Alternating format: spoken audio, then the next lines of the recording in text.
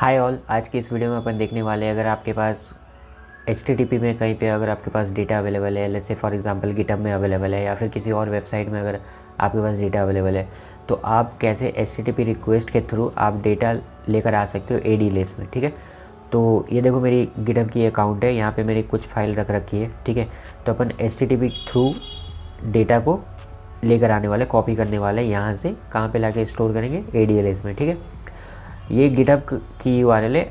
हो सके आप किसी और अदर वेबसाइट से आप अगर डेटा फेच करो तो यूजिंग HTTPS ही आप फेच करोगे। ठीक है, so let's say for example ये मेरी बहुत सारी फाइल्स हैं। लेट्स से फॉर एग्जांपल मेरे को इस फाइल की रिक्वायरमेंट है, तो मैं क्या करूँगा, इस फाइल पे ना क्लिक करता हूँ। सब इस फाइल को क्लिक करने के बाद देखो ये मेरी जो डेटा है एथलीट्स की डेटा है, जहाँ पे आपको 3 कॉलम है, पर्सन नेम और कंट्री और डिसिप्लिन।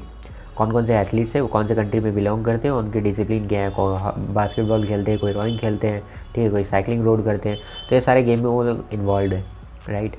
तो अब इसको क्या करना है, ये मेरी एक डेटा है, यह आपको रॉ पे क्लिक कर लेनी है। ठीक है, जैसे ही आप रॉ पे क्लिक करोगे तो देखो ये एक URL जनरेट करके देगा। ठीक है, ये डेटा है आपके पास, हो सके आपके पास कोई अदर वेबसाइट हो, वहाँ पे आपको डेटा दिख रही हो, तो आपको क्या करना है, URL को कॉपी कर लेनी है। ठीक है, URL को आप कॉपी करो। अब चलो पाइपलाइन पे अज़ूर डेटा फैक्ट्री पे आप आ जाओ। ठीक है, सोर्स हमारी क्या होगी, सोर्स हमारी अभी गिटहब है। ठीक है, कोई सा भी URL हो, फिलहाल के लिए मैं गिटहब का लिए हूँ। और डेस्टिनेशन मेरी क्या होगी, सिंक मेरी क्या होगी, ADLS। ठीक है, तो ADLS के अंदर मैंने एक कंटेनर क्रिएट किया है आउटपुट के नाम से, और अभी आउटपुट फोल्डर में एक भी फाइल अवेलेबल नहीं है। देखो एक भी फाइल अवेलेबल नहीं है। अब इस आउटपुट फोल्डर के अंदर मेरे को फाइल लेकर आनी है, तो उसके लिए मैं एक पाइपलाइन क्रिएट करूँगा। सिंपल, आप पाइप 3 डॉट पे क्लिक करो, न्यू पाइपलाइन पे क्लिक करो। ठीक है, मेरा काम क्या है, मेरे को कॉपी करना है data from point A two point B, तो इसके लिए मैं कॉपी डेटा एक्टिविटी यूज़ करूँगा। ठीक है, और इस पाइपलाइन का आप नाम दे सकते हो कॉपी फ्रॉम गिटहब। ठीक है, आपने ये नाम दे दिया।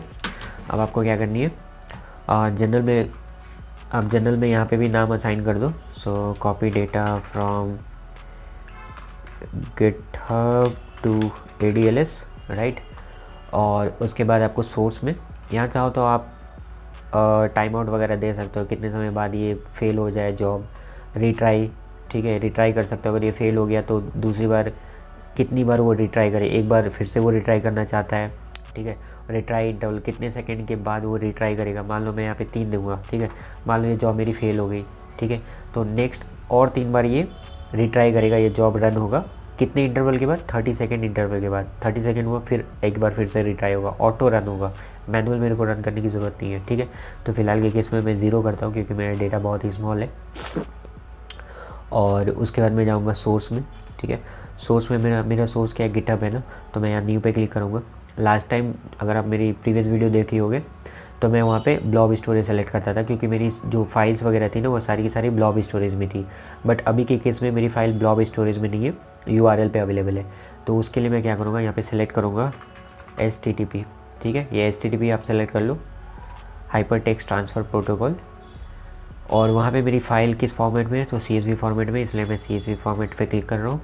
ठीक है, यहाँ पे प्रॉपर्टीज सेट कर लो, तो मैं यहाँ पे देता हूँ गिटहब सोर्स। ठीक है, और लिंक सर्विस हमें क्रिएट करनी पड़ेगी, हमारे पास कोई लिंक सर्विस नहीं है, तो मैं यहाँ पे लिंक सर्विस क्रिएट कर देता हूँ।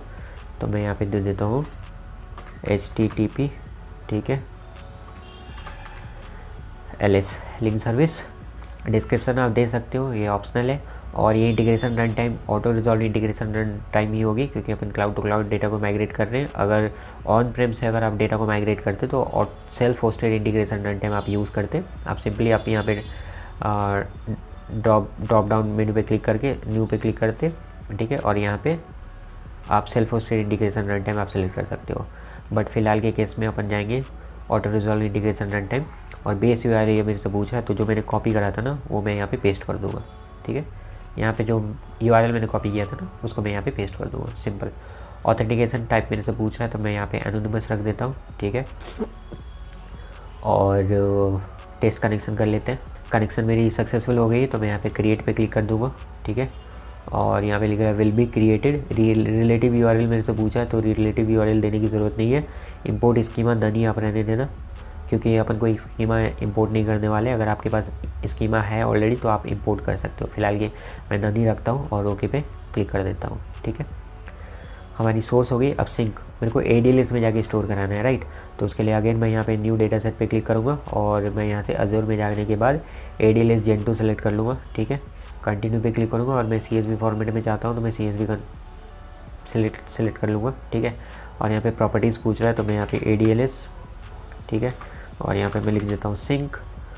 और लिंक सर्विस मेरे को एक नया क्रिएट करना पड़ेगा, ऑलरेडी क्रिएटेड है, बट कैसे क्रिएट करते हैं मैं आपको बता देता हूँ। नी पे क्लिक करो और यहाँ पे आप नाम लिख दो, सो ADLS, ठीक है, LS1 कर देता हूँ मैं, लिंक सर्विस 1। या फिर मैं एक काम करता हूँ, GitHub ADLS लिंक सर्विस, ठीक है। इस नाम से मैं एक नया क्रिएट करता हूँ और ये सारी integration run time auto resolve भी होगी और ये ऑथेंटिकेशन की टाइप जो होगी ना वो अकाउंट की होगी। सब्सक्रिप्शन आप यहाँ से सेलेक्ट कर लो, तो ये मेरे पास ये फ्री ट्रायल के सब्सक्रिप्शन है। ये आपसे पूछ रहा है स्टोरेज अकाउंट कहाँ पे आप स्टोर करना चाहते हो, ठीक है। तो ADLS स्टोरेज अकाउंट आप ये सेलेक्ट कर लो, ठीक है। देन टेस्ट कर लो एक बार कनेक्शन आपका सक्सेसफुल होगा या नहीं होगा और उसके बाद आप सिंपली क्रिएट पे क्लिक कर दो, ठीक है। जैसे ही आप क्रिएट पे क्लिक करोगे ना, ये आपसे पूछेगा पाथ, कौन से पाथ में आप जाके स्टोर करना चाहते हो, फाइल पाथ दो। तो मैं यहाँ ब्राउज़ पे क्लिक कर लूँगा, ठीक है। आउटपुट कंटेनर मेरा है तो मैं वहाँ पे क्लिक कर लूँगा। आउटपुट कंटेनर के अंदर देखो एक भी फाइल नहीं है मेरी, ठीक है। तो मैं यहाँ पे ओके पे क्लिक कर दूँगा। आप चाहो तो फाइल नेम दे सकते हो, अगर आप इसको एम्प्टी छोड़ोगे तो एक रैंडम सा नेम जनरेट हो सकता है, ठीक है। तो मैं यहाँ पे एथलीट्स athletes.csv, ठीक है, इस नाम से मैं अपना मेरा फ़ाइल चाहता हूँ, ठीक है। तो मैंने फ़ाइल का नाम लिख दिया और इंपोर्ट स्कीमा मैं अगर डन करूँगा, ठीक है, और ओके पे क्लिक कर दूँगा, ठीक है। तो मैंने सोर्स सेट कर लिया, सिंक सेट कर दिया। मैपिंग वगैरह आपको ज़रूरत नहीं है, मैपिंग आप तब करते जब आप स्कीमा आपके पास होती, ठीक है। वहाँ पे हमने क्या किया था, इंपोर्ट स्कीमा नन किया था, राइट। तो मैपिंग करने की आपको ज़रूरत नहीं है, आप सिंपली आप वैलिडेट कर लो। वैलिडेट मतलब एरर वगैरह है कि नहीं है, तो देखो नो एरर, क्लोज़ कर लो और डिबग कर लो। मैनुअल रन बंद कर रहे हैं, आप चाहो तो अगर ऑटो रन करना चाहते हो तो आप ट्रिगर वगैरह सेट कर सकते हो, ठीक है। तो मैंने यहाँ पे रन में लगा दिए, ये रन हो रही है। तब तक मैं आपको लेके चलता हूँ आउटपुट वाले फ़ोल्डर में। ये मेरी आउटपुट फ़ोल्डर है ADLS। यहाँ पे मैं रिफ्रेश करके देखता हूँ फाइल आई कि नहीं है। अभी तक बोल रहा है नो ब्लॉक फाउंड, ठीक है। तो मैं वापस से वहाँ पे चलता हूँ, देखता हूँ ये अभी क्यूड में है, अभी तक ये रन नहीं हुई है। मैं वापस से आप यहाँ पे रिफ्रेश करके देखता हूँ, अभी भी क्यूड में, अभी ये चल नहीं रही है, ठीक है। मैं इसको कोलैप्स कर लेता हूँ और इसको थोड़ा सा ऊपर कर लेता हूँ, ओके। और अगेन यहाँ पे मैं रिफ्रेश करता हूँ तो अभी तक ये क्यूड में ही है, अभी तक ये रन नहीं हुई है। कूल। अब यहाँ पे ड्यूरेशन भी देख सकते हो 30 सेकेंड हो चुकी है, ठीक है। एंड अगेन मैं इसको रन करने का, देखो सक्सीड हो गया है। अब मैं वापस से जाता हूँ मेरी ADLS में और यहाँ पे मैं रिफ्रेश करता हूँ, देखो मेरी फ़ाइल यहाँ पे आ चुकी है, athletes.csv फाइल, ठीक है। अब अगर आपको ये डेटा को व्यू करना है तो आप व्यू कर सकते हो, डाउनलोड करना है डाउनलोड भी कर सकते हो, वेब व्यू करना है तो वेब व्यू भी कर सकते हो। सिंपल आप क्लिक करो फाइल पे और चाहो तो डाउनलोड कर सकते हो, चाहो तो आप यहीं पे व्यू कर सकते हो। डाउनलोड करने की आपको कोई ज़रूरत नहीं है। जैसे आप एडिट टैब पे आप आओगे ना तो आपको ये फ़ाइल दिख जाएगी। इवन आप चाहो तो प्रीव्यू भी कर सकते हो टैबुलर फॉर्मेट में, आप यहाँ पे ही आप प्रीव्यू कर सकते हो, आपको डाउनलोड करने की कोई ज़रूरत नहीं है, ठीक है। तो इस तरीके से अगर कोई भी URL में अगर आपकी डेटा हो ना तो इस तरीके से आप लेकर आ सकते हो। मेरे केस में URL कौन सी थी, GitHub की थी, बट आपके केस में कोई सी भी URL हो सकती है, ठीक है। तो आप वहाँ से डेटा को लेकर आ सकते हो। देखो ये मेरी डेटा है, ठीक है। तो इस तरीके से आप डेटा को लेकर आ सकते हो URL किसके हेल्प से, HTTP के हेल्प से, ठीक है।